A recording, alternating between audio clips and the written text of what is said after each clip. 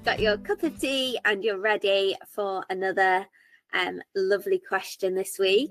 So this time we're going to be diving into everything to do with AI.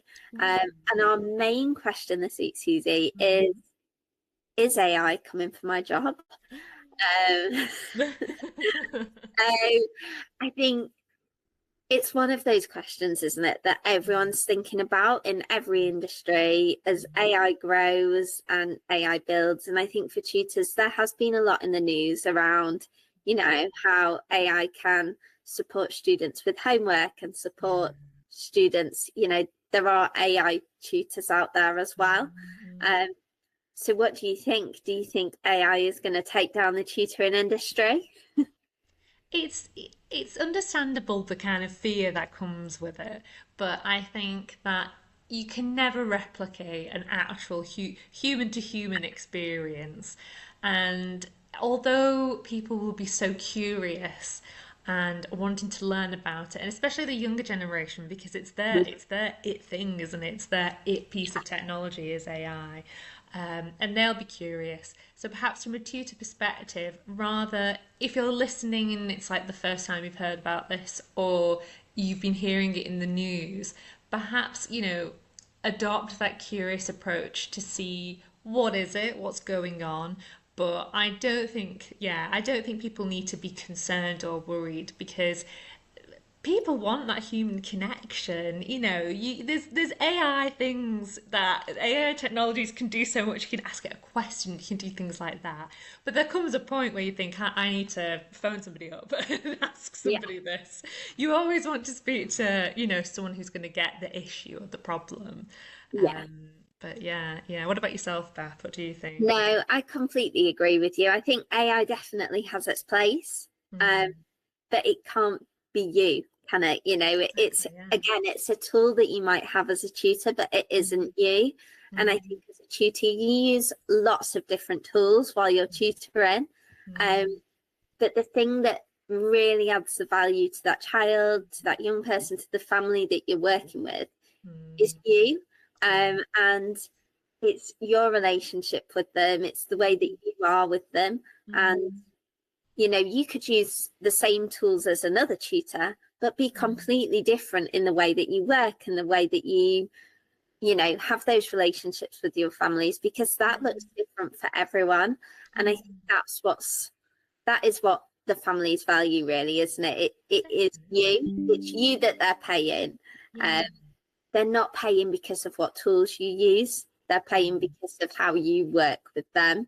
So, yeah. And again, I completely agree with what you said about the interest, the curiosity as well. And I think it's important to be open to that in terms of our students as well, because our students are growing up in a world where AI it's there, it's real, it's embedded into things that they do.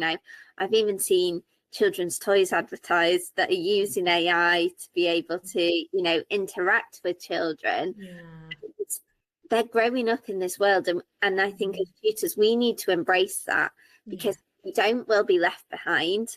And I know you see people being concerned about children, young people using AI to write their essays and things like that. And actually, if we're not engaging with it as tutors, that's when we'll miss those things. I think we've also got a role to play in thinking about safe usage and responsible usage and keeping our students safe.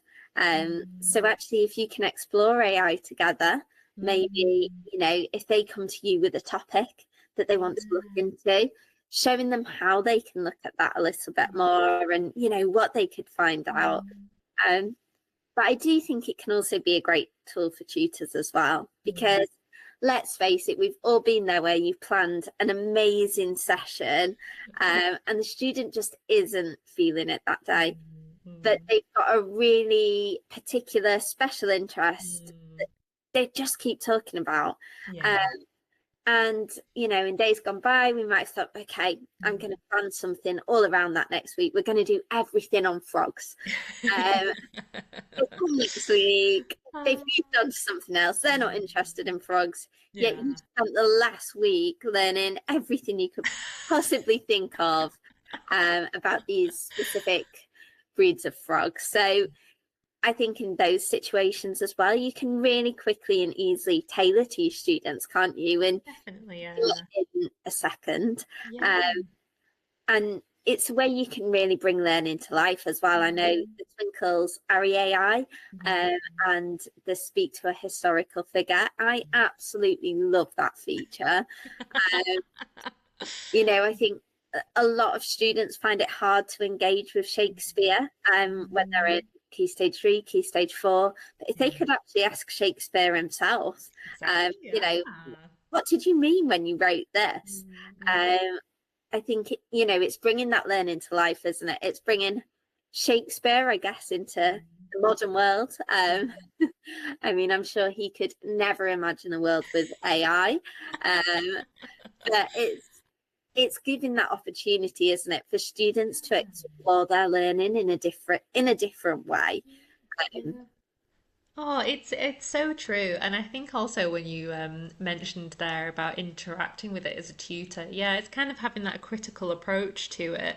And I suppose it's like if you're working with your students and you're naturally chatting about things and you build that kind of relationship with them, if you're modeling to them like something like, let's say, using a platform like Ari AI, which you know is safe, and you're showing them how it can be used to benefit you in a kind of almost like a research approach, that curiosity as well.